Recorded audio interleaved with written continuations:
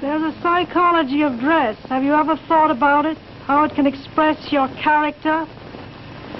You all have interesting characters, but some of them are all hidden. I wonder why you all want to dress always the same, with the same hats and the same coats. I'm sure all of you are interesting and have wonderful things about you, but looking at you in the street, you all look so much the same. And that's why I'm talking to you about the psychology of dress. Try and express yourselves better in your dress. Bring out certain things that you think are hidden. I wonder if you've thought of this angle of your personality. I'd like to ask you some questions. Why do you like short skirts? Oh, because there's more to see. More to see, eh? What good does that do you? What's in my answer? It makes you more attractive. It does? In 1927, an American journalist wrote, "A change has come over our democracy. It is called consumptionism. The American citizen's first importance to his country is now no longer that of citizen, but that of consumer." The growing wave of consumerism helped in turn to create a stock market boom. And yet again, Edward Bernays became involved, promoting the novel idea that ordinary people should buy shares, borrowing money from banks he also represented. And yet again, millions followed his advice. He was uniquely knowledgeable about how people in large numbers are going to react to products and ideas and so on. But in political terms, if he were to go out, so I can't imagine that he could get 3 people to stand and listen. Wasn't particularly articulate, was a kind of funny looking, and didn't have any sense of reaching out for people one-on-one. None at all. He didn't think about people in groups of one, thought about people in groups of thousands. So I would have nothing to do with him. Hello? Bernays soon became famous as the man who understood the mind of the crowd. And in 1924, the president contacted him. President Coolidge was a quiet, taciturn man and had become a national joke. The press portrayed him as a dull, humorless figure. Bernays' solution was to do exactly the same as he had done with products. He persuaded 34 famous film stars to visit the White House. And for the first time, politics became involved with public relations. And I lined up these 34 people, and I'd say, "What's your name?" He'd say, "Al Jolson." I'd say, "Mr. President, Al Jolson."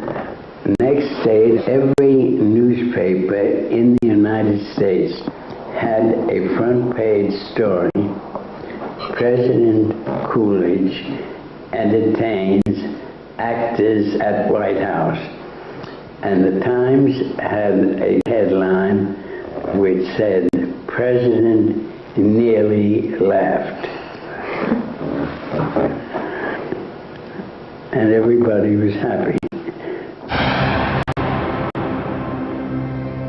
But while Bernays became rich and powerful in America, in Vienna his uncle was facing disaster. Like much of Europe, Vienna was suffering an economic crisis and massive inflation, which wiped out all of Freud's savings.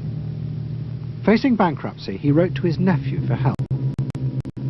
Bernays responded by arranging for Freud's works to be published for the first time in America, and began to send his uncle precious dollars, which Freud kept secretly in a foreign bank account. He was Freud's agent, if you will, to get his books published. Well, of course, once the books were being published, Eddie couldn't help himself but promote these books, see that everybody read them, make them controversial, emphasize the fact that, do you know what Freud says about sex and what he says cigarettes are a symbol of, and so on and so forth? How do you suppose all those stories got out? Certainly the academics weren't spreading these around the country. Eddie Bernays was. Then, when Freud became accepted, well then, of course, to go to a client and say, "Well, Uncle Siggy," see, then that had some cachet. But notice there, First, Eddie created Uncle Siggy in the U.S., made him acceptable, secondly, and thirdly, then capitalized on Uncle Siggy. Typical Bernays performance. Bernays also suggested that Freud promote himself in the United States. He proposed his uncle write an article for Cosmopolitan, a magazine that Bernays represented, entitled A Woman's Mental Place in the Home. Freud was furious. Such an idea, he said, was unthinkable. It was vulgar, and anyway, he hated America. Freud was now becoming increasingly pessimistic about human beings. In the mid-20s, he retreated in the summers to the Alps, sometimes staying in an old hotel, the Pension Moritz in Berchtesgaden. It is now a ruin. Freud began to write about group behavior, about how easily the unconscious aggressive forces in human beings could be triggered when they were in crowds. Freud believed he had underestimated the aggressive instincts in human beings. They were far more dangerous than he had originally thought. After World War I, Freud was basically a pessimist. He felt that man is an impossible creature, a very, very sadistic and bad species, and did not believe that man can be improved. Man is a ferocious animal, the most ferocious animal that exists. They enjoy torturing and killing, and he didn't like man. The publication of Freud's works in America had an extraordinary effect on journalists and intellectuals in the 1920s. What fascinated and frightened them was the picture Freud painted of submerged, dangerous forces lurking just under the surface of modern society. Forces that could erupt easily to produce the frenzied mob which had the power to destroy even governments. It was this they believed had happened in Russia. To many, this meant that one of the guiding principles of mass democracy was wrong. The belief that human beings could be trusted to make decisions on a rational basis. The leading political writer, Walter Lippmann, argued that if human beings were in reality driven by unconscious, irrational forces, then it was necessary to rethink democracy. What was needed was a new elite who could manage what he called the bewildered herd. This would be done through psychological techniques that would control the unconscious feelings of the masses.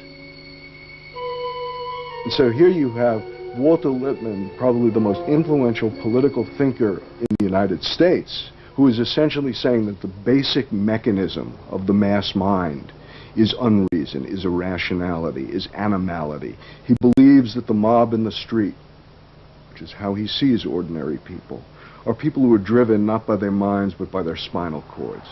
The notion of kind of animal drives, unconscious instinctual drives lurking beneath the surface of civilization. And so they started looking towards psychological science as a way of understanding the mechanisms by which the popular mind works, specifically with the goal of figuring out how to understand how to apply those mechanisms to strategies for social control. Edward Bernays was fascinated by Lippmann's arguments and also saw a way to promote himself by using them. In the 1920s, he began to write a series of books which argued that he had developed the very techniques Lippmann was calling for. By stimulating people's inner desires and then sating them with consumer products, he was creating a new way to manage the irrational force of the masses. He called it the engineering of consent. Democracy, to my father, was a wonderful concept, but I don't think he felt that all those publics out there had reliable judgment, and that they very easily might vote for the wrong man or want the wrong thing, so that they had to be guided from above. It's enlightened despotism in a sense. You appeal to their desires and their unrecognized longings, that sort of thing.